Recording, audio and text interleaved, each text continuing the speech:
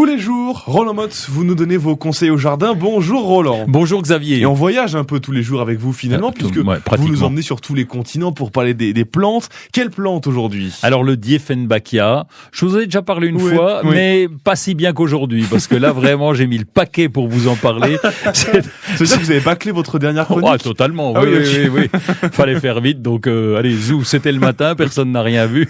Donc là par contre, c'est lundi matin, c'est pas pareil. Ah, et qu'est-ce qu'on raconte sur le Dieffenbachia? Il est originaire d'Amérique du Sud, donc c'est une plante tropicale. Belle plante parce que vraiment un feuillage très panaché. Il y a même une variété qui peut pousser jusqu'à 2 mètres de haut. Ça, je vous l'avais pas dit. Et puis, c'est des feuilles assez larges et donc qui sont vraiment très décoratives.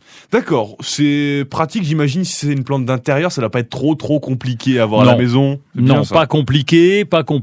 Un petit arrosage régulier et même quand c'est à moitié foutu pourri, eh bien, on peut tout tailler. C'est une expression pour dire que, ah là là, c'est pas beau. Et donc, on recoupe à zéro et c'est capable de repartir un peu comme les plantes vivaces de nos régions, sauf que là, c'est une plante tropicale. On arrose bien? On vaporise? Oui, on va arroser régulièrement, pas trop quand même, parce que si jamais on arrose de trop, vous savez qu'on peut avoir des petits moucherons qui vont se développer. Donc, en hiver, on arrose un peu moins, on reprend les arrosages. C'est vraiment une plante d'intérieur assez classique et donc a besoin aussi de lumière, mais comme toutes les plantes d'intérieur, donc on la met devant la fenêtre. Vous savez, moi, Roland, je suis un type malin. C'est-à-dire que... Déjà, ça, c'est drôle. Vous n'étiez pas censé rire à ça. Non, ce que je voulais dire par là, c'est que quand je plante quelque chose, j'aime bien pouvoir le manger.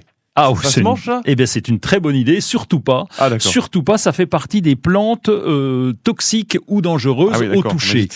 Et donc, normalement, il y a une loi. C'est pour ça que je voulais vous reparler de ce Dieffenbachia. Il y a une loi du 1er juillet. Je vais le lire parce que c'est important. Du 1er juillet 2021, où les horticulteurs, les professionnels sont obligés de marquer certaines plantes. Et donc, il faut qu'on les indique parce que ce Dieffenbachia, avec un contact avec la peau, eh bien, il peut être dangereux. Donc, c'est une plante qu'on va mettre plutôt en hauteur pour éviter que ou les chats ou les jeunes enfants viennent la picorer. Bon, vous aussi quand même. Donc je parle de jeunes enfants, je vais être plus large. Donc même vous, allez pas les grignoter et en faire une salade parce que c'est très dangereux, c'est toxique pour les muqueuses. Donc on fait très attention avec cette plante. Et il y a quelques plantes comme ça dans le jardin qui sont dangereuses et qui sont normalement indiquées. C'est le cas en ce moment, vous voyez, avec le noisetier qui fait du pollen. Donc là, on l'indique. Il y a l'if aussi. Je sais pas si vous connaissez l'if, c'est une plante, un conifère, donc qui peut avoir un danger quelconque quand on l'ingère. Et donc là, on fait attention.